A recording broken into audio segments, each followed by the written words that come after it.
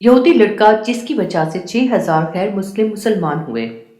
یہ تقریباً سن 1957 کی بات ہے کہ فرانس میں کہیں ایک رہائشی عمارت کی نکڑ میں ترکی کے ایک 50 سالہ بوڑھے آدمی نے چھوٹی سی دکان بنا رکھی تھی۔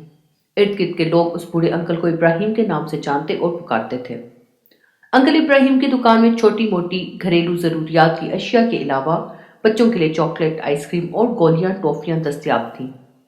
اسی عمارت کی ایک منزل پر ایک یہودی خاندان آباد تھا جن کا ایک 7 سالہ بچہ جاد تھا۔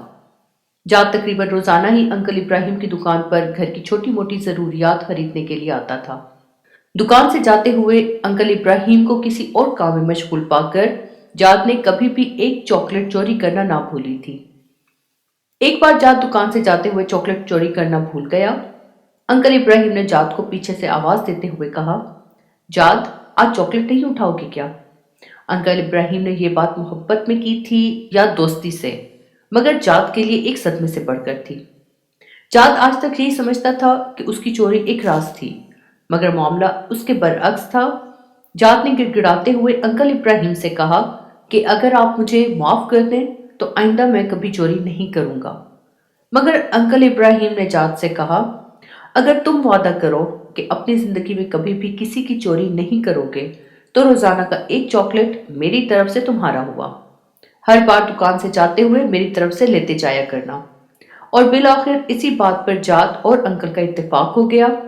وقت گزرتا گیا اور اس یہودی بچے جاد اور انکل ابراہیم کی محبت گہری سے گہری ہوتی چلی گئی، بلکہ ایسا ہو گیا کہ انکل ابراہیم ہی جاد کے لیے باپ، ماں اور دوست کا درجہ اختیار کر چکا تھا۔ جاد کو جب کبھی کسی مسئلے کا سامنا ہوتا یا پریشانی ہوتی تو انکل ابراہیم سے ہی کہتا۔ ایسے میں انکل میز کی دراز سے ایک کتاب نکالتے اور جاد سے کہتے کہ کتاب کو کہیں سے بھی کھول کر دو۔ جاد کتاب کھولتا اور انکل وہیں سے 2 صفحے پڑھتے، جاد کو مسئلے کا حل بتا دیتے۔ جاد کا دل اطمینان پاتا اور وہ گھر کو چلا جاتا۔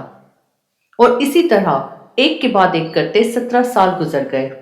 17 سال کے بعد جب جاد 24 سال کا ایک نوجوان بنا تو انکل ابراہیم بھی اس حساب سے 67 سال کے ہو چکے تھے۔ دائی اجل کا بلاوا آیا اور انکل ابراہیم وفات پا گئے۔ انہوں نے اپنے بیٹوں کے پاس جاد کے لیے ایک صندوقچی چھوڑی تھی۔